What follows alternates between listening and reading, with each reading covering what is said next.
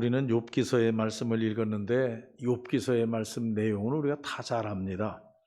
이 욥기서를 통해서 우리가 깨달아 알 수 있는 것은 뭐냐? 여러분, 사람이 나락으로 떨어질 수 있어요. 전혀 다시 일어설 수 없고 헤어날 수 없는 그 상황에 빠질 때가 있다는 얘기예요. 그때 다시 일어나는 것, 이게 그리스도인입니다. 우리 믿는 하나님의 백성들은 자빠지되 아주 엎드러지는 것이 아닙니다. 오늘 이 욥이라고 하는 사람, 하나님의 큰 축복을 받은 사람입니다. 동방에서는 이 사람처럼 큰 축복을 받은 사람이 없었다 그랬어요.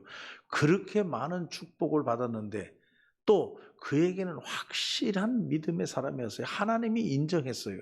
그래서 사탄에게 내주어서 네가 한번 건드려 봐라. 이 욥을 네가 아무리 흔들어도 넘어지지 않을 것이다. 그러니까 이 사탄이 욥을 공격하기 시작하는데 다 날아간 겁니다. 뭐 재산 다 날아가고 돈 다 날아가고 아들 딸 다 날아가고 말해요.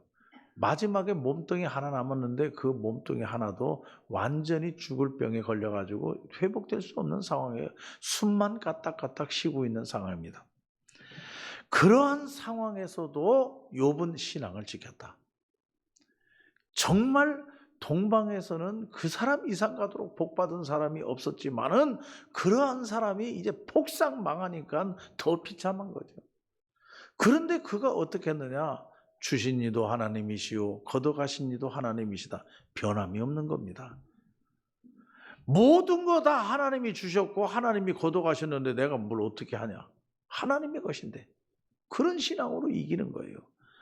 그리고 욥기서 2장 3절 말씀에 보니까 까닭 없이 이유 없이 이렇게 사탄의 공격을 받아가지고 치는데도 그가 여전히 온전함을 지키니라 그랬어요.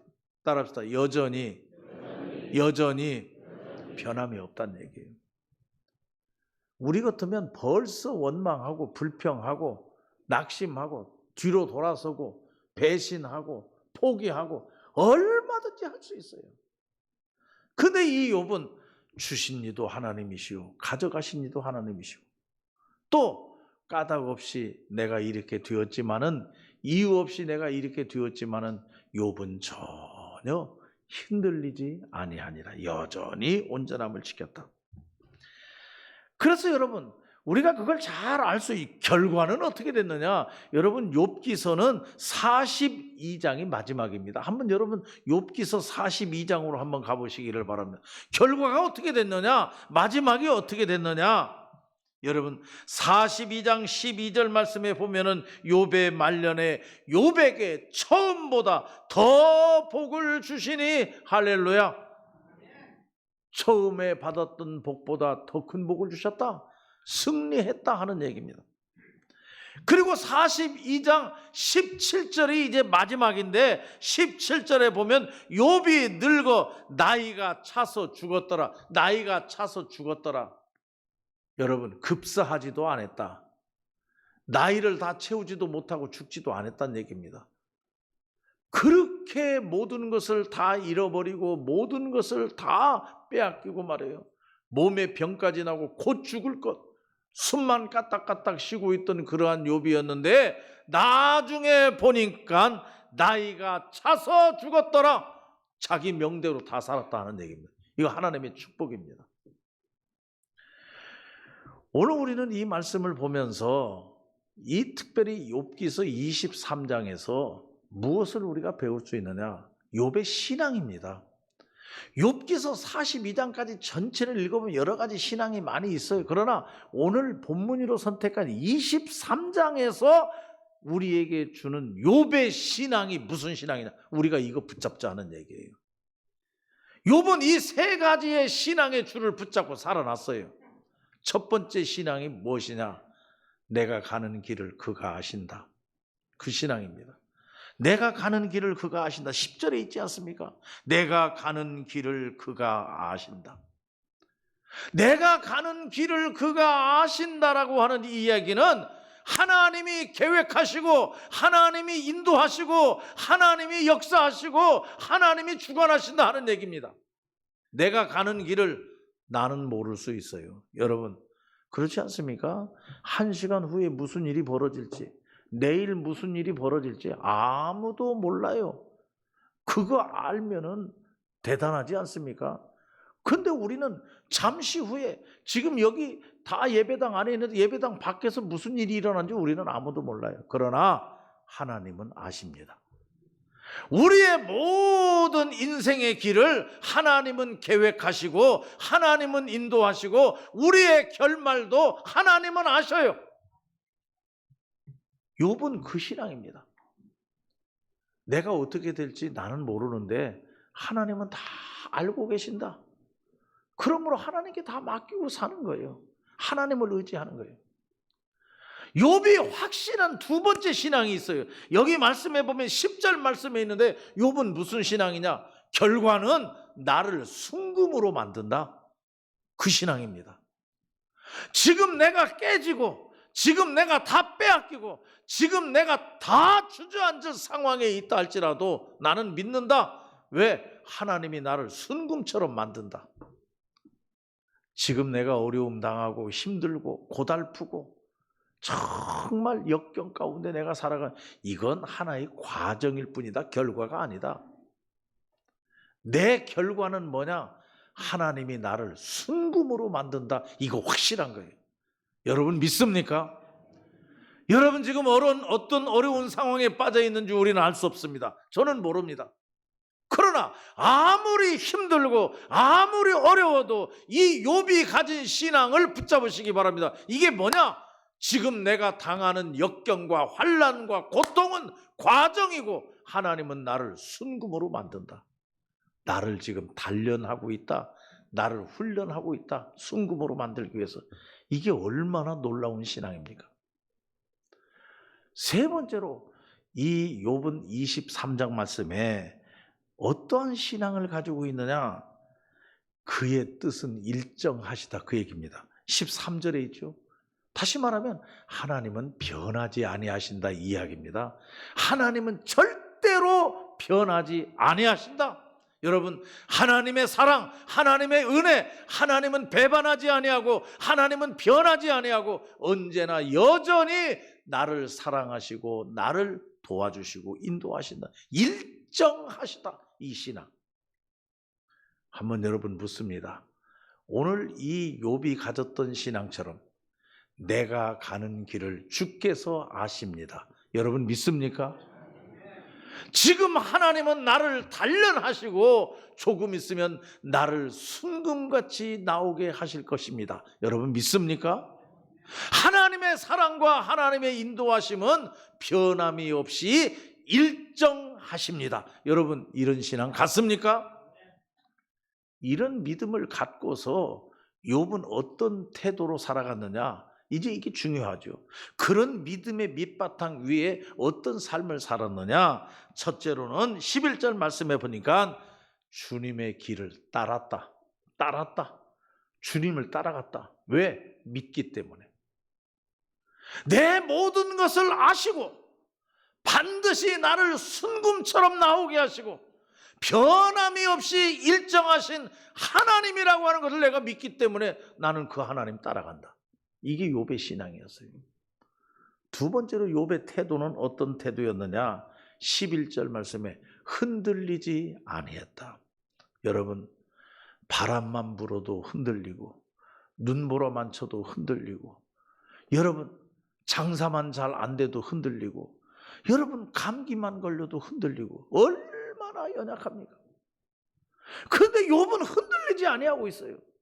욥은 지금 어떤 상황이냐? 이제 숨만 쉬고 있어요. 이 호흡만 떨어지면 죽는 거예요. 그런 상황까지 갔지만은 흔들리지 아니했다. 왜? 욥은 신앙이 있어요. 내가 가는 길을 그가 아십니다. 그리고 나를 지금 숨만 쉬고 있지만 조금 있으면 순금같이 나오게 하실 것을 내가 믿습니다. 하나님의 사랑은 내가 이런 상황에 있다 할지라도 영원히 일정하십니다. 변함이 없습니다. 그 신앙이 있기 때문에 전혀 흔들리지 아니하고 꼿꼿하게 서서 신앙생활을 해나간다. 세 번째로는 12절 말씀에 보니까 그분의 명령을 거역하지 아니한다. 명령하면 아멘, 여러분, 그리스도인이다, 하나님의 백성이라고 하는 표시가 뭡니까? 하나님의 명령에 순종입니다. 그런데 우리는 하나님의 백성이라고 하면서, 하나님을 믿는다고 하면서, 하나님이 명령해도 내가 받을 거 받고 안 받을 거 안 받고, 내가 따질 거 따지고 또 계산할 거 계산해보고, 나에게 유익되면 받아들이고 나에게 유익 안 되면 받아들이지 않고, 아무리 하나님 명령이라 하더라도 우리는 그렇게 살고 있지는 않습니까?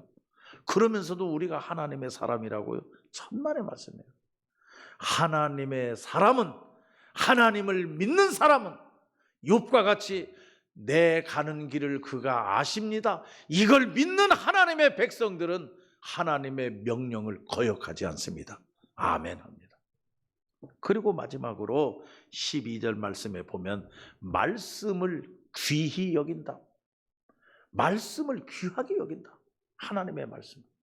무엇보다 귀하게입니까? 내가 밥 먹는 것보다 더 귀하게 여긴다. 내 음식보다 더 귀하게. 여러분, 한번 묻습니다. 하나님의 말씀이 귀합니까? 삼시세끼 먹는 밥이 귀합니까?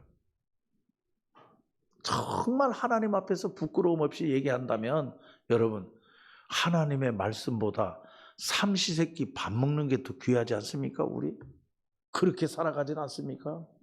그건 아니라 하는 얘기예요.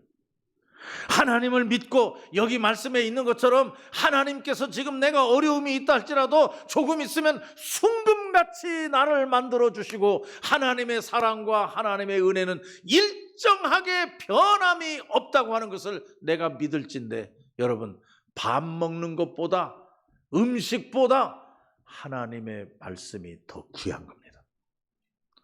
제가 말씀드렸죠. 여러분, 한국 교회의 위기, 무엇이 한국 교회의 위기입니까? 다시 말하면 한국 교회의 위기는 권위가 말살되었다는 것, 권위가 죽었다는 겁니다. 목사의 권위가 죽었어요. 목사의 권위가. 목사를 목사처럼 안 봐요. 믿지 않아요. 신뢰도 안 하고 우습게 생각해요. 하나님의 종 목사의 권위가 말살되어 버렸는데 무슨, 여러분, 교회가 어떻게 섭니까? 산 위로 갔다 바다로 갔다. 이게 참 서글픈 거죠. 둘째로는 여러분, 한국 교회의 위기는 뭐냐? 여러분, 치리회의 권위가 말살되었다는 겁니다. 당회가 결정해도 헛소리입니다. 안 듣습니다. 당회가 결정한 것도 안 들어요.